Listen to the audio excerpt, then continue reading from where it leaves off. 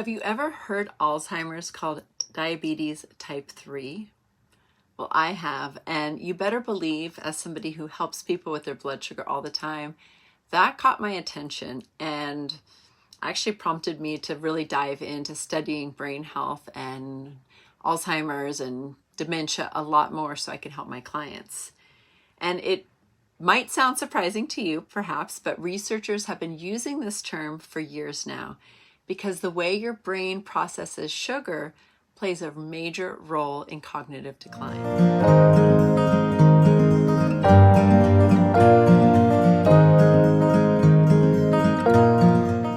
My name's Mary Sheila Gonnella. I'm a board-certified holistic nutritionist and Ayurvedic educator.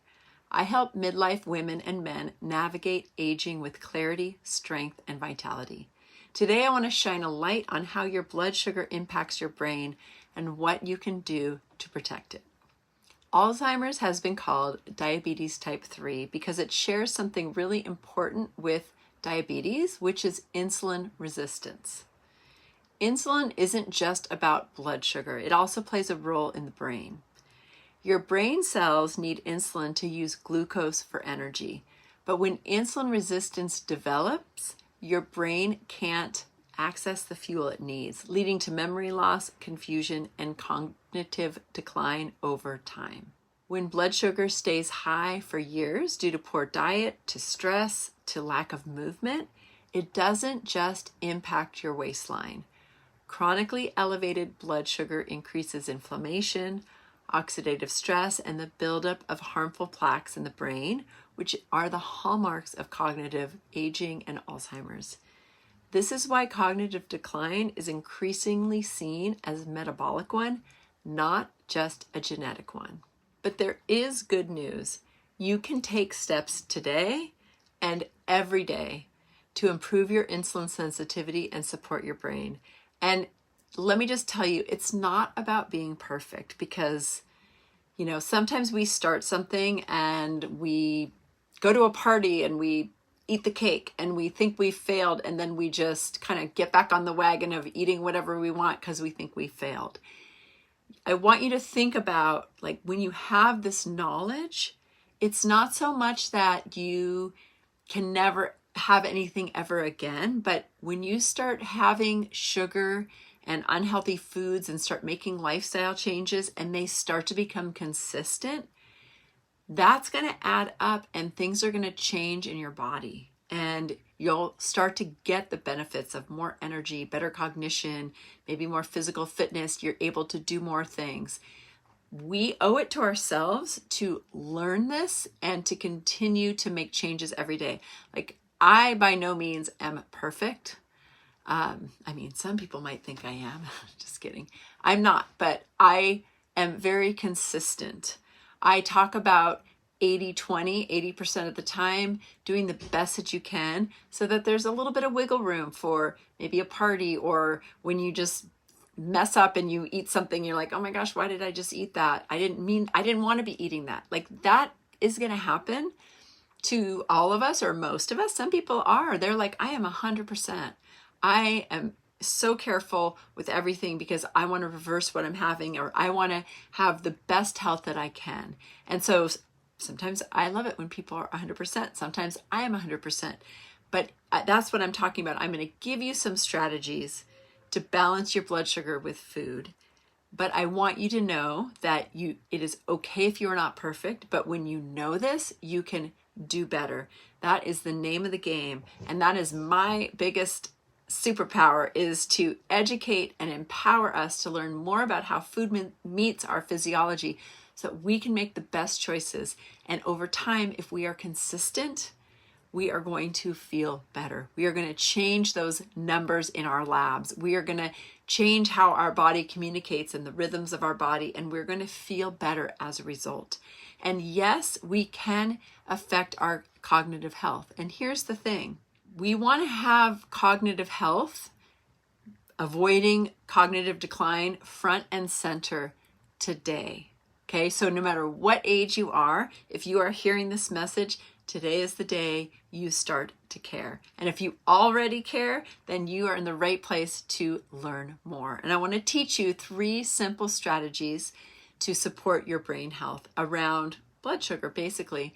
And if you listen to some of my videos and if you ever feel like, gosh, she keeps saying the same things, yeah, because some of these principles are so foundational. And if you are doing them, then that's amazing. But if you're not doing them, then this is your reminder, because to know something is because you are doing it.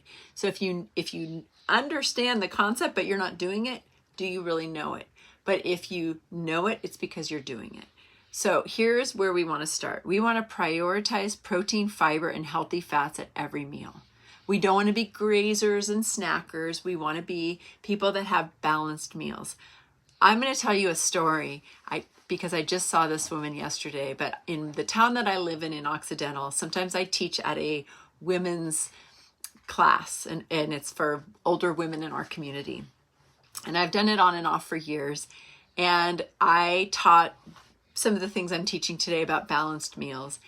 And I started to notice one of the women walking a lot. And she's in her late 80s now, around the ridge tops of Occidental where I live.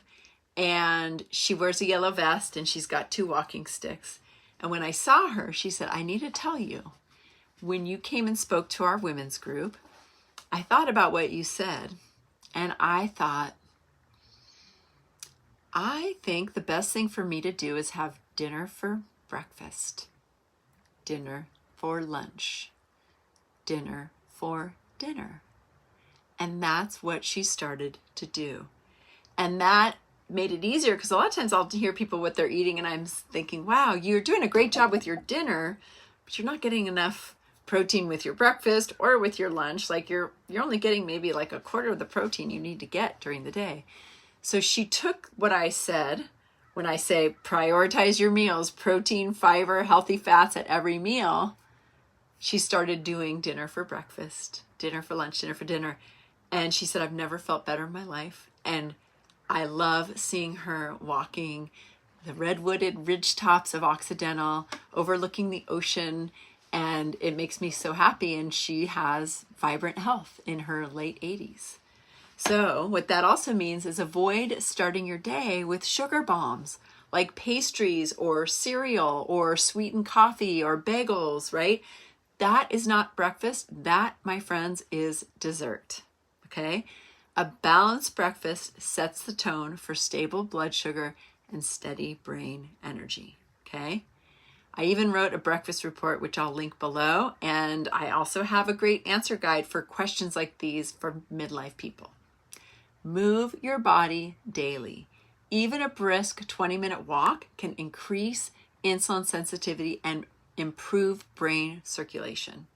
So a great time to walk is even post-meal. Eat your meal, clean your kitchen, go for a walk. And that will help your cells open up to receive the glucose that is going to be moving from your digestive tract into your bloodstream and then into your muscles. Like your muscles are moving, they're going to need the energy, and it's much easier for those sugars to get into the muscle. The other thing that's really helpful when it comes to blood sugar stability and insulin resistance in the brain, in the rest of the body, is resistance training. It is especially powerful because it helps to build muscle, which again, that muscle acts like a sponge for extra glucose. I love that analogy, just thinking about it. It's like the more muscle we have, the easier it is for that glucose just to do its job, to just go right into the cells of the muscle. The other thing that's important, I'm going to mention a couple things here, but it's good to give your brain and your metabolism a break. Make sure your metabolism is robust and you want to kindle that digestion. Intermittent fasting can be really powerful.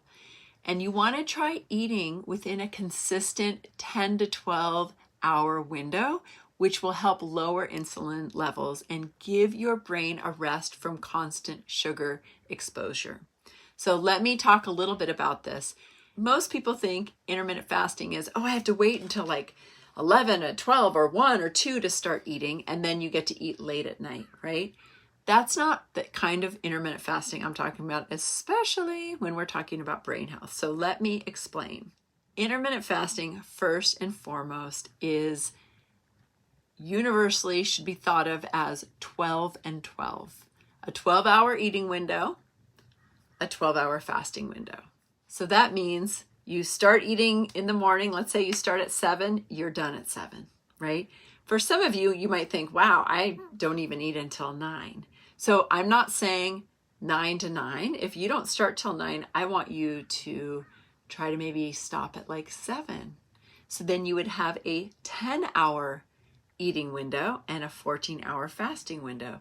For a lot of people, it's the late night eating that we do and wish we didn't do and regret that we do. So if you can focus on earlier eating aligned with our circadian rhythms, that's going to support better sleep, better brain repair. There's a lot that happens at night.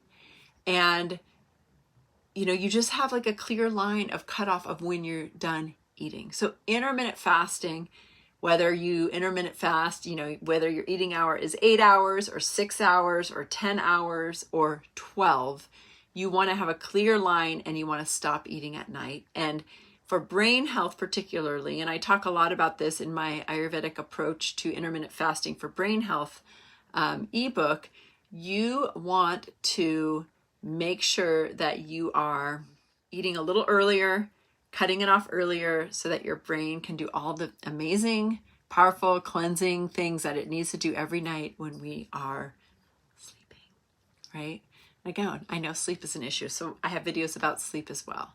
And the last thing I want to say, just to let people know, is that when people have insulin resistance and if people have cognitive decline, ketogenic eating